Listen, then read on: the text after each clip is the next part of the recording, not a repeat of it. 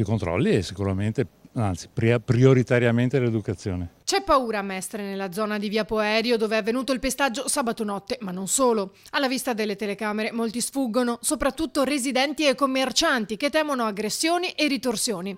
Poi però c'è chi dice la sua opinione e definisce il problema soprattutto una questione sociale ed educativa. Non c'è più il limite personale di questi ragazzi o anche dell'individuo, che non si va oltre, voglio dire, all'aggressione, a quello che insomma ci si può, diciamo così, trovare soluzione a certi diverbi anche così, di non oltrepassare, cioè la violenza ormai è, ma anche nelle persone normali, non lo so, che prendono il pullman, basti vedere anche Piazzale Roma, cioè sembra di essere, non lo so, non ci sono regole, non c'è niente, c'è la lotta per salire, battono, fermano, cioè via di te. La violenza dilagante. Sì, esatto, c'è un egoismo, diciamo, personale, dove io sono prima di tutti gli altri, senza pensare che quando sei fuori sei in mezzo, diciamo, a una società, quindi la mia libertà finisce dove inizia la tua. Il problema intanto sono le famiglie che non educano fin da quando i bambini sono piccoli, che non educano alla non violenza.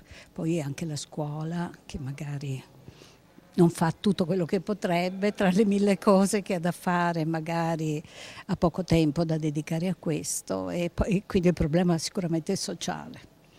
E poi la mancanza di valori.